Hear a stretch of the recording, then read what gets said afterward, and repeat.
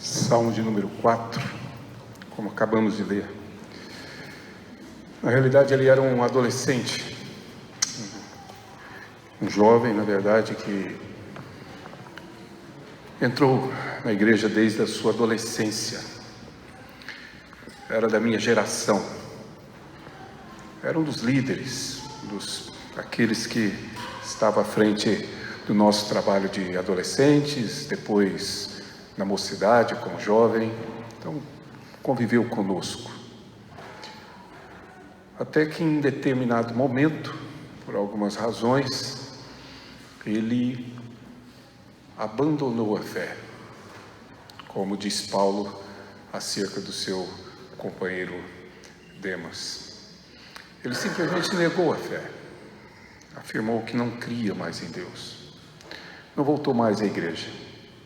Pelo contrário, nós o víamos às vezes em praças públicas e ruas, pregando contra a existência de Deus, anunciando, na verdade, a inexistência de Deus. Em algumas ocasiões, de maneira bastante ousada, segundo alguns amigos que testemunharam tê-lo visto em cima de bancos de praças, dizendo que se Deus existe, que Ele me tire a vida agora. Até que, por uma providência e propósito divino, ele adoeceu. E essa doença terminou se tornando um caso terminal. Foi visitado o reverendo Evandro Luiz, que é do conhecimento aqui de alguns, que era pastor da igreja na ocasião, lá em Goiânia, onde morávamos, e reverendo Evandro foi na expectativa de convencê-lo a se arrepender e a confessar a Cristo. E mesmo diante da morte, ainda que aos prantos, ele disse ao reverendo Evandro, quando o reverendo Evandro lhe disse: creia, confie em Deus. E a sua resposta foi: crer em quem? Confiar em quem? Mais cedo ou mais tarde, na vida de todos nós, haverá aquele momento em que nós não teremos ninguém para confiar a não ser Deus. Momento em que não teremos ajuda, não teremos soluções, não teremos sabedoria para enfrentar as situações, não teremos recursos, não teremos forças, não teremos ânimo, não teremos absolutamente nenhuma outra possibilidade ou nenhuma outra, digamos, alternativa, senão confiar em Deus. Esta é a situação que o salmista procura nos mostrar. O texto, é claro, é conhecido como dos Salmos de Lamento, também conhecido como Salmos da Noite, como dizem alguns autores, porque na realidade ele fala sobre o sono e provavelmente entendem alguns que esta é uma oração que na realidade é feita, ou foi feita, particularmente aqui entendemos por Davi, já ao final do dia. A ocasião em que ele manifesta, em que ele propõe essa oração, não é muito clara. Alguns entendem que por causa do Salmo 3, que é bem evidente que foi uma oração feita, um salmo cantado, quando Absalão, seu filho, o perseguia, que o contexto seja o mesmo, mas o contexto histórico não pode ser reconstruído. Temos sim algumas evidências claras do que lhe passava, do que acontecia. Aqui ele trata, obviamente, de um sofrimento ou provavelmente de uma angústia que é resultante de uma perseguição pessoal. Aqui há, de fato, pessoas, não são acontecimentos, não é uma enfermidade, não é um acidente, que na realidade às vezes nos tira, digamos, a paz e a tranquilidade e nos traz angústia. São, na verdade, pessoas evidentemente descritas, inclusive no verso 2, se você está com a sua Bíblia aberta, isso fica bem claro. Ele pergunta: ó homens, até quando tornareis a minha glória em vexame?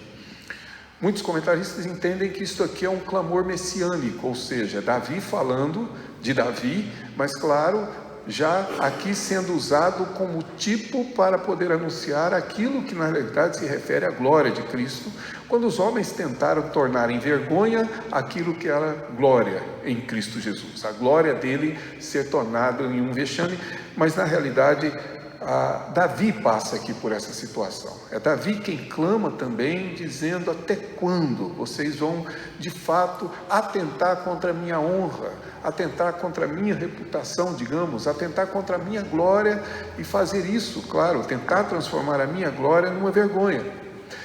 Essas pessoas que ele descreve, que nós não conseguimos identificar muito bem quem são, mas podemos identificar claramente o que eles propunham. O verso 2 deixa claro: amareis a vaidade. Até quando vocês vão amar a vaidade? E vaidade não é aquele cuidado de querer ficar bonito ou bonita, né, que nós tivemos há pouco tempo atrás, alguns mais, outros menos, mas de qualquer maneira não é esse nosso esforço por estar belo. Vaidade, nessa ocasião, é exatamente o termo bíblico para descrever a tolice humana, a futilidade humana, o apego a coisas fúteis, sabe, o apego a coisas que são mínimas e, por alguma razão, nós atribuímos um valor inestimável a essas questões, sabe, essa vida centrada em nós e que nós acabamos criando e brigando por detalhes. Eu fui no voo à frente de um pai que viajou com 2 meninas muito bonitas, novinhas, loirinhas, bem pequenininhas, e voltei no mesmo voo que elas. Inclusive, brinquei com uma delas por causa da discussão que houve no banco de trás. Porque, quando entraram no avião com seu pai, vocês já sabem qual foi a briga entre elas. Quem senta na janela? E o pai, muito sabiamente, resolveu o problema com um sorteio. E disse: quem ganhar na ida vai na janela, e na volta a outra vem na janela. E lógico, no sorteio, na realidade, a mais nova ganhou. A mais velha teve que ficar assentada do lado. E aí começaram as brigas maiores. Não, pai, ela tem que sentar de lá, você é que tem que sentar no meio. Porque eu estou na janela, então ela não pode ver a janela. Não basta eu ver, é necessário que ela também não veja. E assim a discussão corria. O pai, para consolar a filha que não tinha, que havia perdido no sorteio a janela, ofereceu o seu celular com o jogo em modo avião, é claro, para que ela pudesse brincar. Foi o que bastou para que a outra chorasse. Por quê? Porque eu quero jogar, eu quero a janela, mas eu quero também jogar. E enquanto o pai tentava consolar, ele disse: pai, mas você não me entende. A voz dramática: você não consegue me entender. O drama pessoal vivido, que só muda de idade, mas permanece o mesmo. Mesmo drama por coisas fúteis, por coisas que são de pequeno e quase nenhum valor, mas é a maneira como nós vemos. É exatamente esses homens, é essa pergunta que Davi faz: até quando vocês vão amar a vaidade? Até quando vocês vão amar essas futilidades da vida? Até quando vocês vão se apegar a coisas tolas da vida? E mais, diz ele no verso 2, até quando vocês buscarão a falsidade, a mentira, negando a verdade? E é exatamente esse conjunto de situações que aflige o coração de Davi, de pessoas que se levantam contra ele. Eu sei, nem eu nem você somos rei, embora alguns se achem assim, embora outros tenham na barriga, né? Mas nós não somos reis, nós na verdade não somos Davi, e muitas vezes olhamos para essa situação e achamos muito distante de nós. Mas se você fizer um pequeno esforço, você perceberá que nós vivemos esse mesmo tipo de opressão, de pressão social, de vivemos em função de coisas fúteis. É o que os nossos colegas, talvez alguns amigos, provavelmente alguns parentes querem, e nos forçam a fazer isso. e não entendem como é que você não dá valor a certas coisas dessa vida, que para eles são extremamente valiosas. Uma sociedade inteira que nos oprime, nos conduz para nos fazer, de alguma forma, nos sucumbir e viver à luz exatamente das suas maneiras de viver, substituindo a verdade pela mentira, aquilo que Deus estabelece como verdadeiro pela falsidade. Então esse ambiente não é tão distante assim do nosso, e é exatamente por isso que esse salmo se torna relevante para nos ensinar o que fazer, e o que fazer está claro: orar. É isso que Davi faz, ele se debruça numa oração. Mas essa oração tem uma peculiaridade, se você puder observar no texto. Ela é uma oração feita a Deus, sem dúvida alguma. Ele começa dizendo no verso 1, responde-me, claro, falando a Deus. Ele conclui, claro, dizendo, tu me fazes repousar seguro, no verso 8. A oração é feita a Deus, porque a oração só pode ser feita a Deus. Mas de uma maneira peculiar ou singular, Davi introduz no meio do salmo uma palavra dirigida aos seus oponentes, uma palavra dirigida àqueles que na verdade se levantam contra ele, uma palavra dirigida àqueles que na verdade querem transformar a sua glória em vergonha, daqueles que na verdade amam a futilidade, daqueles que na verdade buscam a mentira. Ele tem uma palavra a dizer a eles no meio da oração, o que é incomum, diga-se de passagem, mas é perfeitamente plausível, especificamente porque esta oração serve sim para a revelação daquilo que Deus nos traz como verdade para esses dias. E é isso que eu gostaria que você pudesse observar. Em primeiro lugar, embora o verso 1 seja dirigido a Deus, mas a primeira parte do Salmo, verso 2 ao verso 5, é uma palavra de Davi aos seus oponentes. O que ele tem a dizer? Ou talvez seja melhor dizer o que Deus tem a dizer por meio de Davi àqueles que se opõem a ele, aqueles que se levantam contra ele, aqueles que hoje estão colocando toda a sua vida, sua confiança depositada nas coisas fúteis dessa vida, aqueles que na verdade estão crendo em mentiras e de fato negando a verdade de Deus. O que Deus tem a dizer é exatamente o que Davi diz, se você puder observar. São vários imperativos que são usados por Davi, mas é claro que esses imperativos eles são mencionados sempre, como é próprio nos Salmos, na poética dos Salmos, nessa condição de serem eles pares que anunciam a mesma verdade. Então, basicamente, nós temos aqui uns 3, digamos, imperativos, ou um conjunto de imperativos reunidos em 3 palavras ditas a esses homens, se vocês puderem observar a partir do verso 3, quando ele diz, sabei, porém, que o Senhor distingue para si o piedoso, o Senhor me ouve quando eu clamo por ele. Percebam, a palavra dele é grave, exatamente para aquelas pessoas que na verdade negam a verdade de Deus, ou de alguma forma falsificam essa verdade para anunciá-la de uma maneira completamente diferente daquilo que Deus anuncia. O que ele está dizendo basicamente é, vocês tomem conhecimento de um fato. O que vocês precisam fazer é entender, é compreender, ó homens, e aí está dirigindo aos homens, claramente, que o Senhor distingue para si o piedoso. O Senhor separa. O Senhor, na verdade, elege para si o que é seu. Essa expressão distinguir o piedoso não é, na realidade, uma maneira de dizer que Deus identifica quem é piedoso ou não. É uma linguagem do Antigo Testamento para nos anunciar o fato sempre verdadeiro de que Deus separa para si o que é dele. Deus sabe sim identificar quem é piedoso ou não.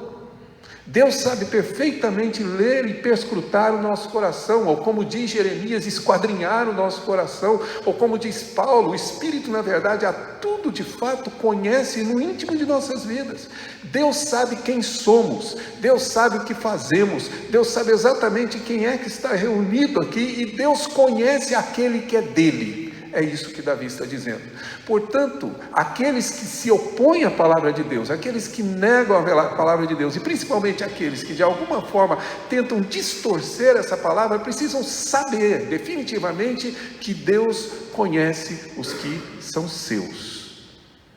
Os irmãos sabem que esse conhecimento, na verdade, essa distinção, implica numa relação íntima que Deus possui com esses homens. E é por essa razão, meus irmãos, que ele diz: o Senhor me ouve quando eu clamo por Ele. Percebam, Deus está sendo referido aqui na terceira pessoa. Ele está dizendo aos homens que Deus o ouve. Portanto, vocês que me perseguem, estejam atentos.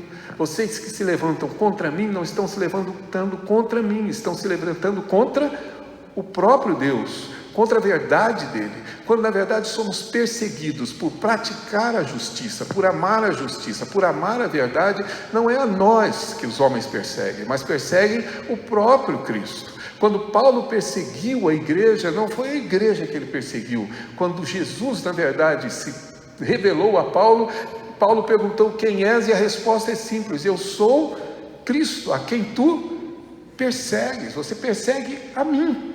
Portanto, esses homens estão se levantando contra o Deus da verdade. E a resposta de Davi a eles é saber que ele sabe, ele distingue quem é piedoso, e ele ouve a minha oração.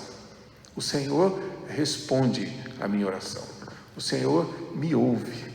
Por isso, estejam atentos, muito atentos, para não se levantarem contra o Deus verdadeiro. Logo depois ele diz, no verso 4, o que Paulo repete em Efésios. Só que Efésios é dito para a igreja de Éfeso.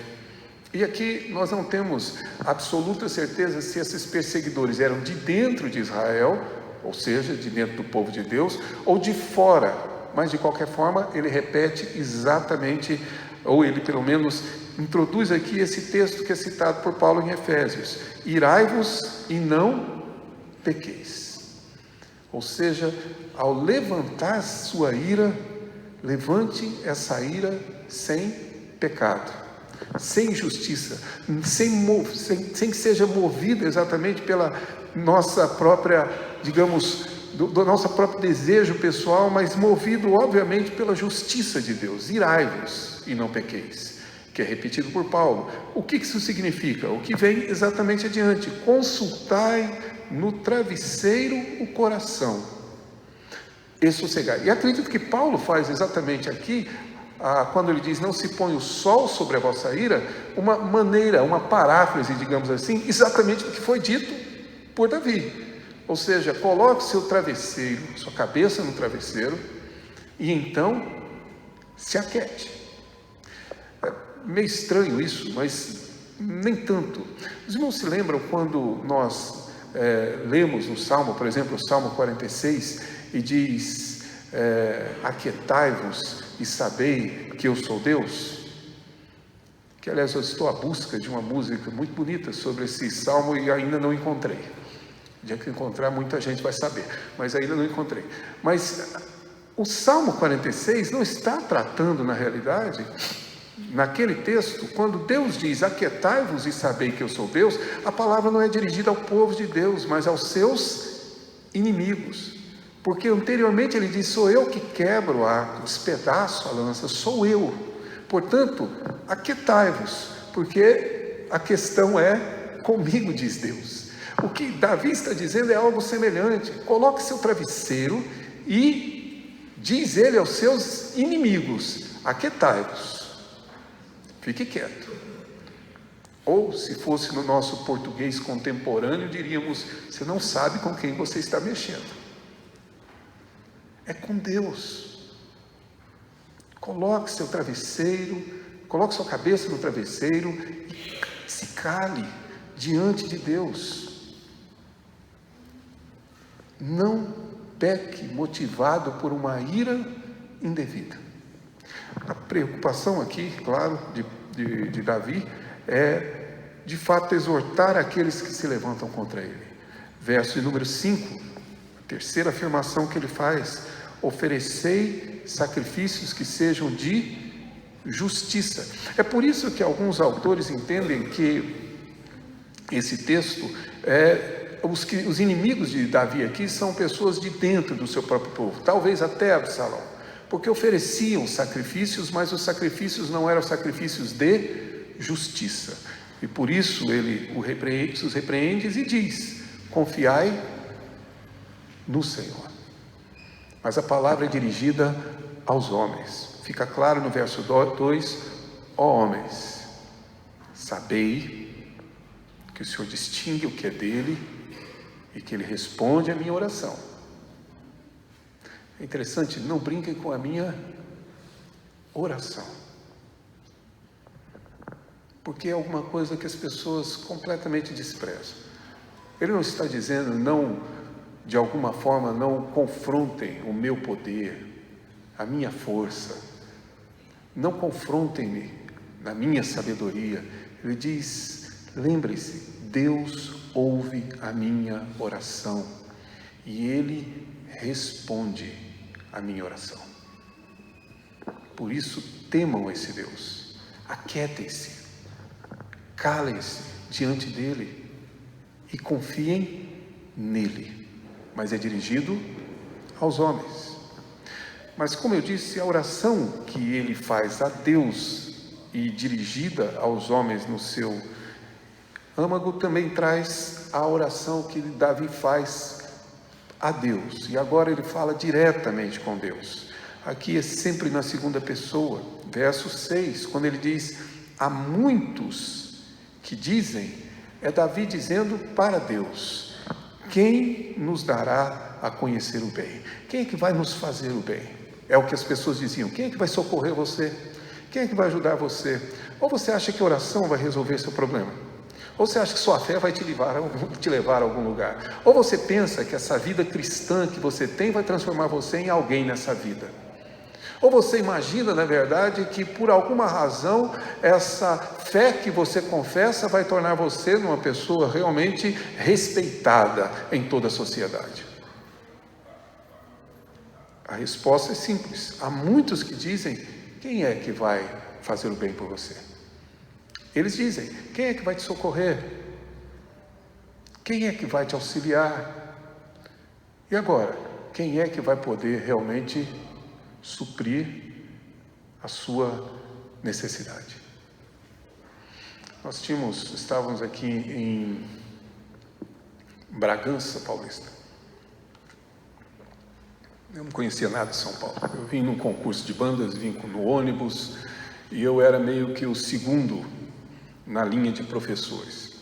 Era tão segundo que tinha um apelido, mas não vou dizer o apelido, porque depois do apóstolo no acampamento não digo mais nenhum apelido. Quem não foi no acampamento não está entendendo. É que eu mencionei que tinha um amigo meu que me chamava brincando de apóstolo e pronto, foi o que bastou para a personagem virar tema de todas as peças que existiram. Mas nessa viagem que nós fizemos, nós tocamos em Bragança, e quando terminamos de tocar, fomos buscar o lanche em uma escola, na cantina de uma escola.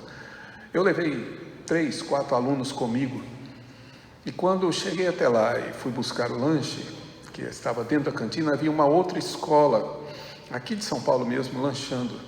E na saída, um dos meus alunos, ao colocar a caixa no ombro para sair, esbarrou numa ponta de lança que vem conduzindo bandeira, né? A bandeira da escola, etc., essas coisas, e a ponta de lança caiu e quebrou, exatamente ali na ponta. Foi o que bastou para que a confusão se formasse. A conclusão deles é que ele fez de propósito. E se eu não puxo meu aluno para dentro da cantina e fecho a porta, ele teria sido agredido por várias pessoas. A janela da cantina, onde se fazia entrega de alimentos, estava aberta. Nós começamos a ser alvejados pelo lanche. E se fosse o pão com mortadela, estava bom. Mas eram maçãs e frutas que eram atiradas contra nós. Uma, inclusive, atingindo uma das senhoras que trabalhavam na cantina. Nós ficamos trancados ali. E um dos meus alunos perguntou: e agora? O que a gente faz? Quem vai nos socorrer? eu só tinha uma única alternativa.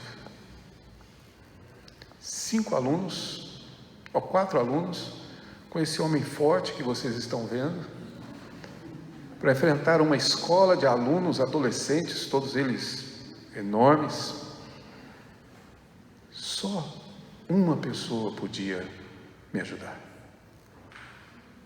Quem irá nos fazer o bem? É essa a pergunta de Davi. Quando você realmente precisar, quando você estiver vivendo aquela situação de angústia, uma situação em que você não vê absolutamente saída alguma, quem, na verdade, irá te socorrer?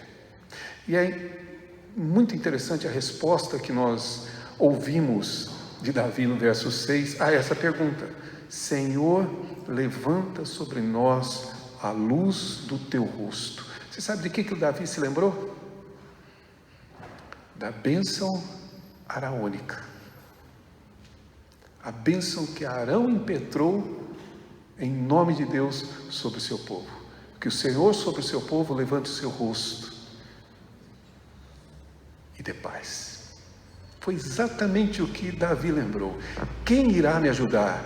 O Deus da minha aliança, o Deus fiel, o Deus que me abençoa, o Deus desse pacto que nós acabamos de ouvir aqui falado para as crianças. Esse Deus é que me socorre. Ele está dizendo ao próprio Deus: levanta, Senhor, seu rosto sobre mim, me abençoe novamente, olhe para mim. É esse o pedido. Verso 7, o Senhor tem colocado mais alegria no meu coração do que no coração deles, quando eles estão fartos de grãos e de vinho. Sabe aquela festa da colheita, em que eles na verdade festejavam e celebravam, porque obtiveram uma grande colheita, e como nós já vimos, inclusive no livro de Ruth, bebiam o vinho e etc. Era uma festa. Davi diz: essa alegria não se compara com a alegria que o Senhor colocou no meu coração. E meu irmão, eu quero dizer isso para você com muita atenção, eu quero que você preste atenção nisso. Veja bem o verso 7, alegria me puseste. Quem coloca coração, alegria em nosso coração é Deus. Se você crê de uma outra forma, se você já começou a acreditar como as pessoas ou aqueles que negam a Deus dizem, pois então preste atenção no que está escrito aqui. Deus está dizendo que não há alegria verdadeira em nossa vida, a não ser que Ele deposite, a não ser que Ele coloque. E Davi não está pedindo para Deus colocar, ele está afirmando: mais alegria me puseste ao coração, no âmago do meu sofrimento, no íntimo aqui da minha dor, do que a alegria que esses homens têm na festa. Quando comemoram, como celebram, eles não sabem o que é alegria, porque a alegria que eu tenho é aquela que nem mesmo o meu maior sofrimento e angústia pode me roubar. É isso que Davi está dizendo, ou seja, Senhor, o Senhor colocou essa alegria no meu coração, muito mais do que colocou no coração deles. E completa no verso de número 8, afirmando finalmente: em paz me deito e logo pego no sono. Por quê? Porque na realidade só Tu me fazes repousar seguro. Eu não sei se você tem o costume de orar, especialmente à noite, mas quando você se deita, existe paz, por causa de um Deus que nos guarda seguro. Eu durmo, diz Davi, porque na verdade eu tenho um Deus que me dá segurança e me traz paz ao coração. Eu não durmo porque eu sou uma pessoa resolvida, como algumas pessoas pensam que pode acontecer, porque eu aprendi a lidar com a situação da vida e eu tenho um excelente equilíbrio emocional. Eu durmo porque na verdade o Senhor me faz repousar seguro.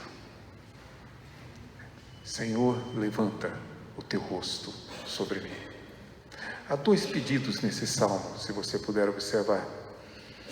Diz ele: responde-me quando clamo, ó Deus da minha justiça, na angústia me tens aliviado, tem misericórdia de mim e ouve a minha oração.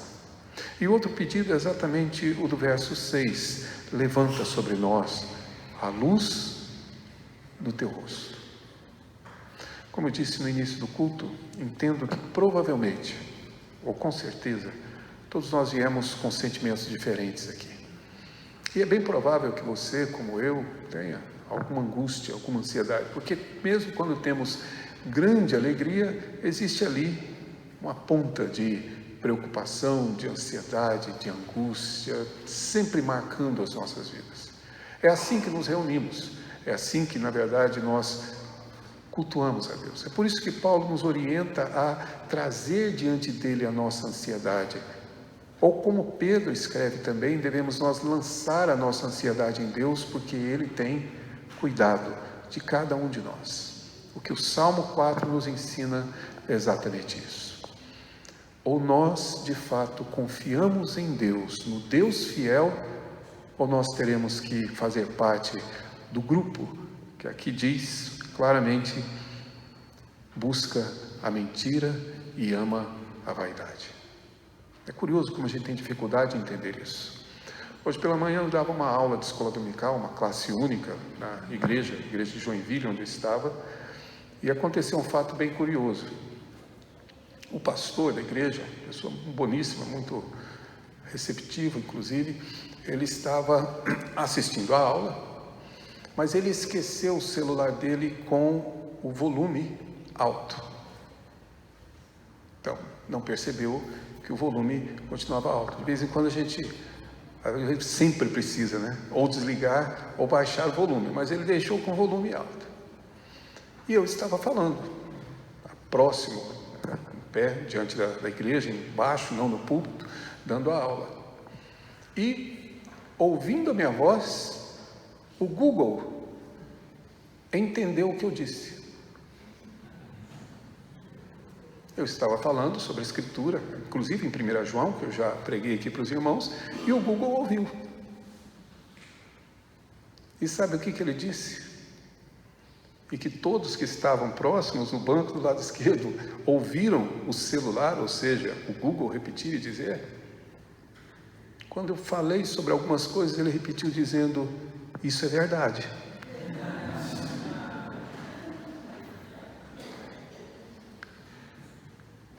Quem duvida somos nós,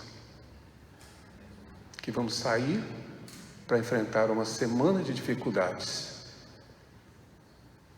e nem vamos nos lembrar de orar. Vamos acreditar no que eles estão dizendo, que ninguém pode nos ajudar, que o que nós cremos e queremos e desejamos é completamente sem sentido. Vamos talvez nos angustiar aqui por coisas fúteis dessa vida. Vamos provavelmente sofrer por coisas que nem sequer deveriam nos tirar um pingo de nossa atenção, mas nós vamos sofrer por elas. Até o fim de semana, com certeza, eu e você vamos ligar pela janela e pelo celular, porque é a nossa condição humana. O que Deus tem a dizer a eles é: calem-se, porque eu conheço quem é meu, eu ouço a oração do meu povo. A nós Deus diz: confie em mim, goze da minha alegria e da minha paz, repouse seguro em minhas mãos. A escolha é sua. Qual semana você quer ter? E que ajuda você quer receber? Eu espero que eu e você façamos, ainda esta noite, a escolha certa. Confiemos no único Deus que de fato podemos recorrer. A qualquer momento, em qualquer circunstância, Ele estará lá para nos ouvir e nos responder.